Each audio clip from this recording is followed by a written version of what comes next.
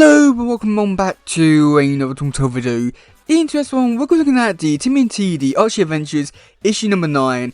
And this issue, oh boy, this one was so disappointing. It's just, I mean, I know that the last few issues, they weren't like the best things ever or anything like that, but at least there was some fun aspects to the issues and the stories they're trying to tell, and at least they were like doing something really fun and interesting and new and very bizarre and crazy. But this one, it was just felt so weird and just in a way stupid and just so boring.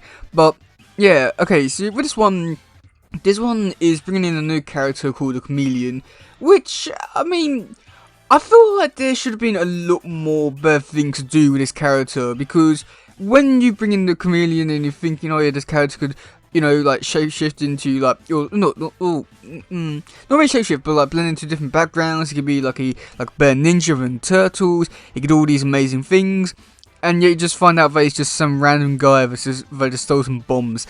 So yeah, and then he later does turn into a chameleon, but even then, it doesn't really feel like he's actually doing anything really important or worthy. It's just, it shows up, takes out the light, and causes Big Rocksteady to like bring down the ceiling. And yeah, it's just, I feel like there's so much they could have done with the character, but yet they hardly did anything with him.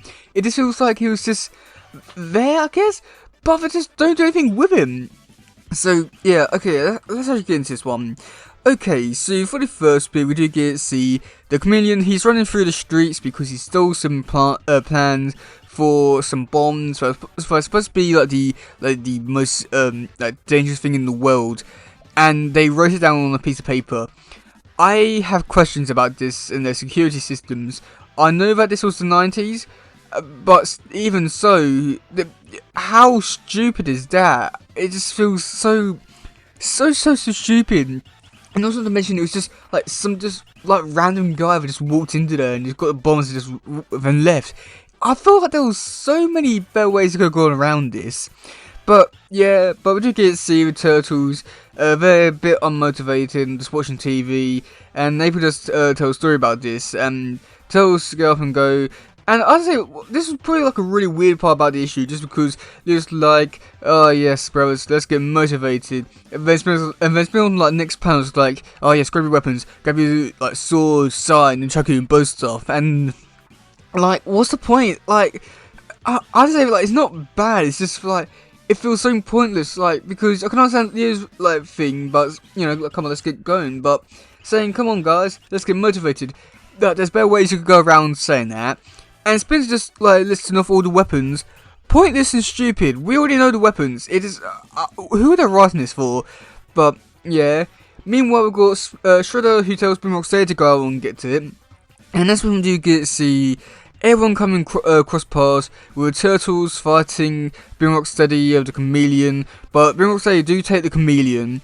But Leo somehow forgets that the foot soldier is a robot. He forgets about this, and Raph has to tell him, be like, yeah, this guy's robot. So Leo just slashes it through the middle. And with that, why is he forgetting? I mean, there's only a few issues ago that he realised that, oh yeah, there were robots and all that kind of stuff. Why is he now forgetting about it? It just seems so stupid. And I thought I shouldn't be complaining about this stuff. But, but yeah, okay, yeah, so back at the, like, Shredder's headquarters, Shredder has kidnapped, the Chameleon, and is asking where the plans are, and threatening to mutate him into a chameleon. So, he tells, so the Chameleon guy tells Big Rocksteady where the plans are, and Shredder's like, oh yes, you know, you go out, get him, and then he decides to mutate the guy into a chameleon, and thinking that he would see it from his point of view, which, why? I mean, it's you just mutate the guy against his will deforming him into an ugly freak, and you're expecting him to be like, oh yes, I see everything clearly now. Oh god. But yeah, so back at the sewers, Donnie somehow fixed the Knucklehead robot, which was destroyed during the battle. But they don't do anything with this robot whatsoever, just because once they come in, they start shooting, and he'll start throwing shurikens. And there's not really too much to it because it is like a very even match. So the Chameleon comes in, and he does something. I can't remember what he does. He shines a light because of his body.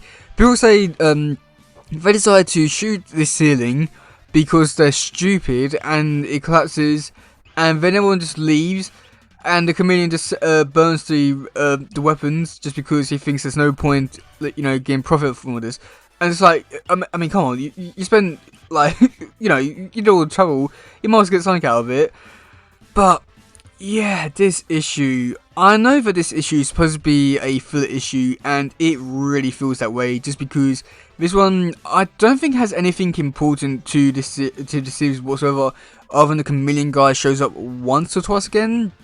So this issue is just so skippable and pointless, boring, annoying. Like there's so many other aspects to this one. I mean, so let's talk about the writing first of all. So I'm pretty sure with this issue, it was done by a new writer, just because some of it doesn't feel like it's in line with some of the characters. I mean, like, especially we're seeing, like, Leo saying, oh yeah, come on guys, let's get motivated. And then Splinter saying, oh yes, grab your sword and chuck you, and all that kind of stuff. And then for some reason, people say throughout this whole issue, whenever they'll speak, they'll go, duh. I'm not too sure why. I think it was something to do with them being the stupid henchmen and all that kind of stuff. But they never did anything like that in the show, so I'm heavily confused as to why they're doing it now in the comics. So yeah, it's just so annoying with all that stuff. And then for the artwork, so normally the artwork, I can't remember who, I think the artwork is normally done by Ken Mitch Rooney, I'm pretty sure that's how to say his name, but for this time it's done by Jim Lawson. And well, I've definitely said my piece on Jim Lawson's artwork in the past quite a bit. If you've been watching the Tales of TMNT comic reviews, then you definitely know how I feel about the person's artwork, where it's good, but it could be a lot better with it not feeling so blocky and all that kind of stuff.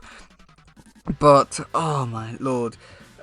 So, I know that this is supposed to be for a very specific version of the Turtles, so it is understandable why, his art style might not translate to a different version of the Turtles if it doesn't, actually try and change or anything.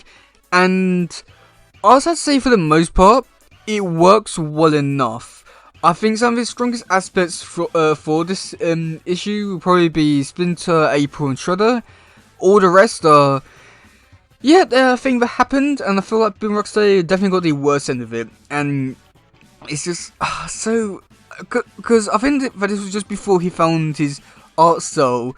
So I have so many questions, but it's very off-putting. I think that's the nicest way to describe it. So yeah, I guess. But yeah, this issue overall is just not the best. I regret reading this one, I'll say that. So yeah, let me know in the comment section below what you think of this issue. Do you like it? Do you not?